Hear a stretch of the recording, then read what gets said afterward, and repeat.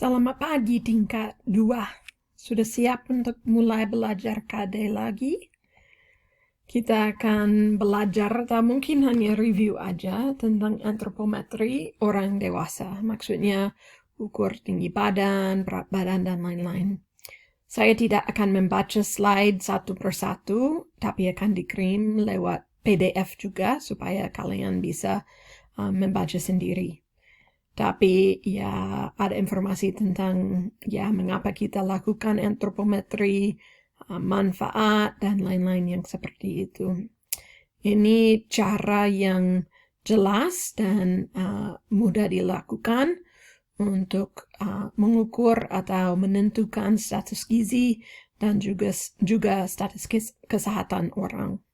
Lalu ini sering dilakukan, alatnya cukup murah, tidak harus tidak harus dilakukan oleh orang yang ahli atau lain-lain yang seperti itu. Lalu kita juga bisa pakai untuk menentukan status gizi dan juga dosis obat dan lain-lain yang seperti itu. Okay. Lalu kadang-kadang ya ini bukan cara yang paling tepat untuk menentukan status gizi dan lain-lain karena ada yang seperti penyakit yang mungkin mereka ada cairan yang kumpulkan di abdomen, di rongga abdomen atau lain-lain, lalu itu bisa bikin hasilnya yang salah ya atau lain-lain. Sepertinya saya akan sebutkan lain-lain banyak hari ini dan juga seperti biasa banyak. Lalu kita berbicara tentang bagaimana caranya kalau lihat berat badan ini dipakai dari pada waktu masih kecil sampai ke lansia, sampai ke usia yang lanjut ya. Nah, terlalu sulit dilakukan, hanya perlu alat yang sederhana, timbangan atau alat-alat yang seperti itu. Dan ini sering bisa dilakukan juga untuk pasien yang sakit, sakit hati, sakit ginjal, sakit jantung, atau lain-lain karena biasanya ada kelebihan volume cairan, ada kelebihan cairan di dalam tubuh mereka. Lalu harus diingat bahwa 1 mililiter sama dengan 1 gram. Lalu kalau pasien minum 1 liter, berat badan mereka akan naik 1 kilogram. Atau cara yang lain untuk berpikir tentang ini, pasien yang sudah ada edema atau kumpulan cairan yang berlebihan di dalam tubuh mereka, maksudnya kaki, tangan, mukanya, lain-lain yang bengkak atau lebih besar daripada biasa, biasanya berat badan mereka akan lebih berat, dan itu semuanya tanda atau gejala bahwa ada masalah dengan jantung, dengan ginjal, dengan hati, atau organ-organ yang seperti itu. Lalu untuk pasien yang seperti itu, kita akan mengukur berat badan mereka setiap hari. Kadang-kadang sampai 2 kali sehari, supaya bisa menentukan status, bukan status gizi mereka, tapi status cairan mereka. Dan kita bisa melihat kalau mereka ada cairan yang berlebihan, kalau berat badan mereka sudah mulai menurun, itu tanda yang bagus untuk mereka. Karena kami sedang mengatasi masalah dengan ginjal, dengan jantung, atau lain-lain.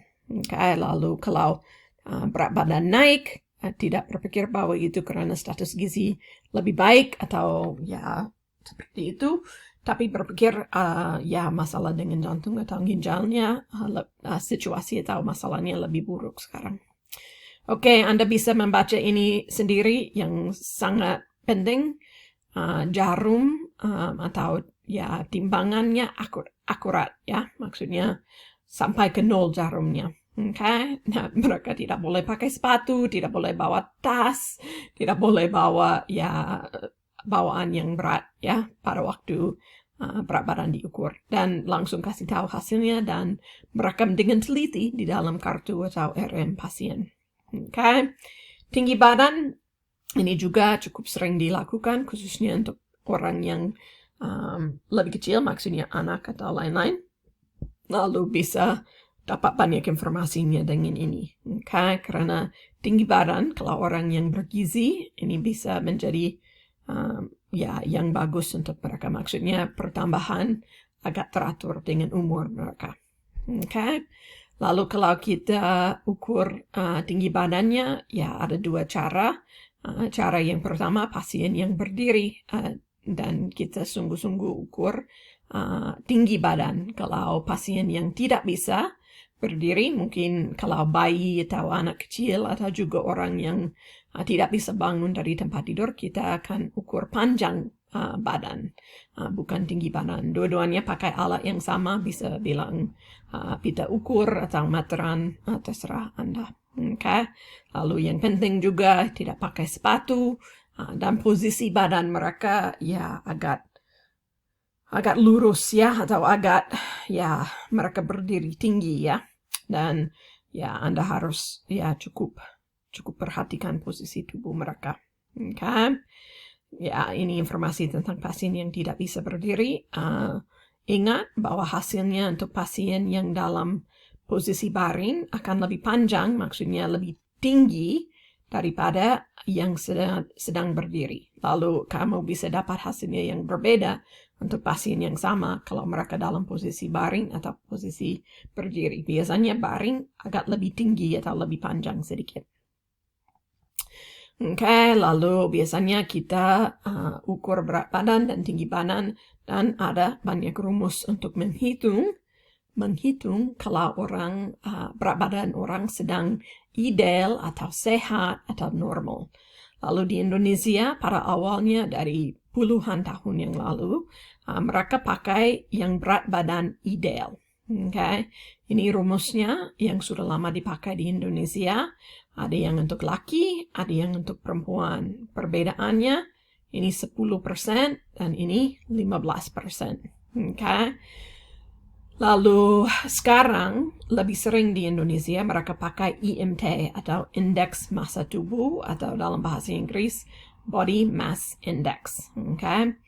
Tapi ini masih rumus yang lama dan Anda akan ketemu ini pada waktu praktik mungkin di beberapa tempat.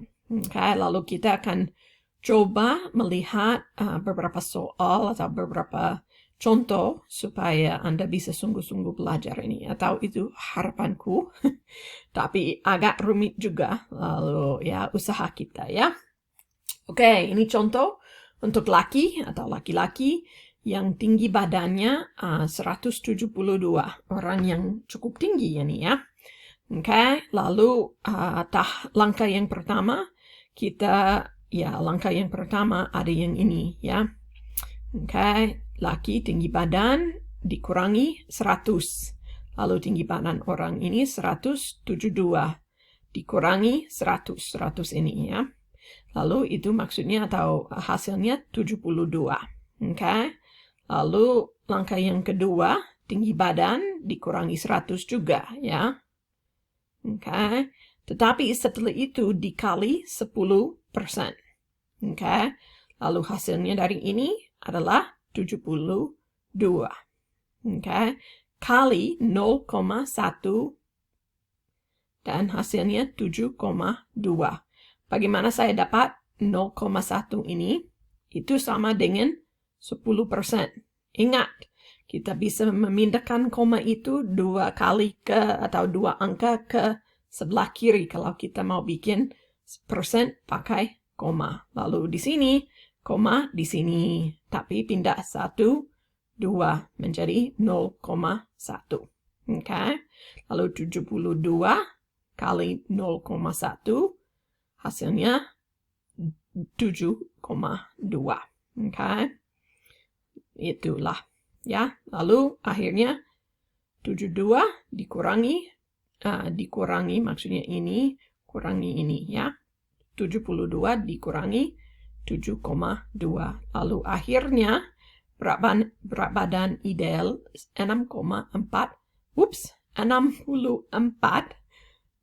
maaf, bukan detiknya, 64,8. Itu berat badan ideal untuk pasien ini. Okay. Lalu kalau kita melihat perempuan, ya. Lalu ini contoh untuk perempuan yang 163 cm, ya. Itu kira-kira yang ya tinggi badanku, kira-kira lah. Oke. Lalu 163 dikurangi 100 sama ya. Sama yang ini tinggi badan dikurangi 100. Jumlahnya 63. Lalu juga yang langka ini 163 dikurangi 100 kali 15%. Oke, jumlahnya itu 9,45. Oke. Lalu kalau ini dikurangi ini, 63 dikurangi 9,45, jumlahnya 53,55. Itu berat badan ideal untuk perempuan yang tinggi badan 163 cm. Oke, tetapi sudah tahu berat badan ideal, bagaimana tahu kalau pasien ini normal atau kurus, sangat kurus, gemuk, sangat gemuk, ya. Lalu ada berat badan ideal atau ada, bukan rumus sih, tapi ada standar, ya.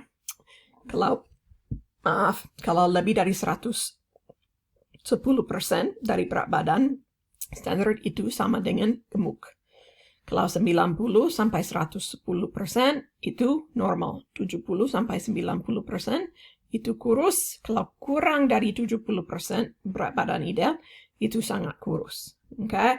Lalu kita lihat contoh lagi supaya ya lebih jelas. Oke, so ini yang laki-laki tadi, mereka ada berat badan ideal 64,8. Lalu kalau kita berpikir bahwa mereka gemuk, ya kita melihat yang ini. Dan sama ya, memindahkan koma, 1,1 kali 64,8. Ya, itu maksudnya kalau pasien ini yang tinggi badannya, yang laki-laki dengan tinggi badannya 172 cm, lebih dari 71,3 kilo, mereka adalah gemuk. Normal adalah 90% sampai 110%. Okay? Lalu ini di antara. Maksudnya kalau pasien di antara ini 58,3, 71,3 kilo, mereka masih dianggap normal. Mereka kurus kalau di antara 70% dan 90% kali 64,8. Okay? Lalu mereka kurus kalau di antara 45,4, 58,3. Mereka sangat kurus kalau berat badan mereka kurang dari 70% kali 64,8. Okay? Atau 0,7 kali 64,8 sama dengan 45,4 kilogram. Okay? Lalu mereka kalau di bawah ini, mereka dianggap sangat kurus. Okay? Atau lihat ini. Supaya lebih jelas. Okay? Pasien yang sama. 172 cm dengan berat badan ideal 64,8. Maaf. Lalu gemuk kalau berat badan ya lebih dari ini normal, kalau di antara ini kurus, kalau di antara ini sangat kurus, kalau di bawah ini. Okay? Lalu itu cara, maksudnya langkah-langkahnya banyak ya. Lalu agak sulit untuk menghitung, tapi ya bisa dilakukan. Ada juga ya kartu atau lain-lain yang Anda bisa melihat tinggi badannya dan lain-lain dan ya bisa membantu. Lalu ini contoh untuk perempuan, saya tidak akan membaca satu persatu, tapi ya Anda bisa ya, supaya bisa belajar nanti pada waktu membaca PDF-nya lalu sama ini. Okay? Karena kalau membaca satu persatu kita semuanya pusing. Indeks massa tubuh, IMT atau Body Mass Index, ini cara yang lebih baru sekarang. Okay? So, berat badan dalam kilogram dibagi tinggi badan dalam meter squared. Atau meter yang dikuadrankan. Okay, lalu contoh, pasien yang dengan berat badan 50 kg. Tinggi badannya 160 cm. Lalu, biasanya untuk saya, tahap atau langkah yang pertama, ini ya, karena ada tanda kurung. Lalu, harus hati-hati dengan ini ya, karena mereka tinggi badannya 160 cm ya. Dan rumus ini pakai meter. Lalu bagaimana sentimeter menjadi meter? Harus dibagi 100. Okay? Lalu itu dulu 160 dibagi 100 maksudnya 1,6. Lalu baru 1,6 dikuadratkan. Lalu hasilnya dari itu 2,56. Lalu kembali ke berat badan mereka 50 dibagi 2,56 maksudnya 19,53. Itu maksudnya normal untuk pasien ini. Okay? Lalu ini nilainya atau hasilnya IMT. Kalau IMT di bawah ini sampai ini sampai ini. Seperti itu bisa gizi kurang, gizi baik, gizi lebih, sangat kurus, normal, gemuk, sangat gemuk. Okay? Seperti berat badan ideal ada yang untuk IMT. Okay? Bisa pakai yang seperti ini. Tetapi hati-hati. Karena ini dalam inci dengan kaki, dengan foot and centimeter ya. Ini yang dalam sentimeter. Lalu ya di Indonesia kita pakai sentimeter ya. Yang ini dalam pounds. Maksudnya ya yang dipakai di Amerika. Ini yang kilogram. Okay. Lalu hati-hati pakai yang lebih dekat dengan warna-warni ini ya. Okay. Karena itu sistem yang dipakai di Indonesia, bukan yang di atas atau di paling kiri ini. Okay. Lalu bisa pakai ini untuk dapat hasilnya tanpa harus menghitung. Okay. Dan biasanya kalau Anda bekerja di tempat seperti puskesmas, mereka akan ada ya rumus atau ya kartu yang seperti ini. Okay. Lalu itu cara menghitung IMT. Oke, lingkar lengan atas. Ya, ini yang kita belum melihat. Lalu ya saya akan membaca sedikit. Ya, ini paling sering dipakai untuk wanita, khususnya wanita yang akan hamil atau sedang hamil untuk menentukan status gizi mereka karena ada resiko untuk ibu hamil. Kalau mereka di bawah 23,5 cm. Okay, resiko kekurangan ini kronis di Indonesia. Tapi juga dipakai untuk menentukan status gizi orang. Okay? Lalu paling sering di puskesmas dan di rumah sakit mereka pakai pita lila. Ya, tidak harus pakai meteran yang biasa. Ini yang untuk ibu hamil, ini untuk anak. Ada juga yang untuk laki-laki, tapi saya belum dapat foto contoh itu. Okay? Lalu, tapi ada yang seperti ini supaya lebih mudah diukur. Lalu kalau mereka masuk ke bagian yang merah, itu maksudnya berkurang, ya, maksudnya terlalu kecil. Lalu resiko mereka ada masalah, ya, atau bisa disebutkan atau bisa dibilang ada kekurangan gizi. Oke, lalu cara mengukur, saya tidak akan membaca, tetapi Anda bisa ya dari bahu sampai ke siku, itu diukur dulu, dan menentukan tempat yang di tengah. Anda tidak harus menulis garis di situ, tapi boleh juga. Okay? Lalu setelah sudah ukur yang tempat yang di tengah, lalu biasanya pakai meteran untuk ukur yang ini. Okay? Tetapi biasanya kita pakai sebelah kiri kalau tidak salah. Ya, kiri. Okay? Kalau bisa, karena itu biasanya lebih cocok. Okay? So, standar lila di Indonesia, maksudnya yang biasa untuk orang Indonesia adalah ini. Laki-laki 29,3, 28,5 cm. Okay? Ini standar lila di Indonesia untuk orang Indonesia. Lalu juga mereka seperti IMT tadi, mereka pakai rumus untuk menghitung. Okay? Hasil lila maksudnya yang sudah dapat kali 100%. Okay? Atau ya, Anda bisa menghitung itu. Dan dibagi oleh standar lila. Maksudnya dibagi yang ini sesuai dengan jenis kelamin. Okay? Lalu sama dengan yang IMT tadi, kalau lebih dari 100, well, tidak sama. Tapi ada standarnya yang seperti ini untuk interpretasi status gizi mereka. Okay? Lalu itu cukup untuk hari ini. Hampir semuanya review aja. Hanya saya mau Anda masih bisa menghitung IMT sama dengan berat badan ideal. Dan juga mulai kenal dengan Lila.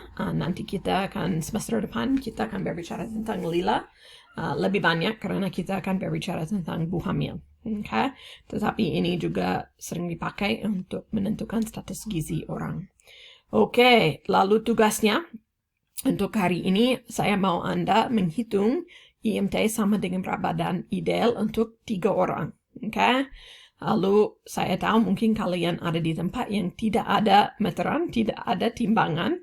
Lalu kalau tidak ada alat yang seperti itu, Anda bisa pakai ya perkiraan untuk orang itu. Maksudnya boleh anggota keluarga, teman, ya tetangga, siapa saja yang rela menjadi pasienmu atau rela menjadi rela membantu Anda. Okay?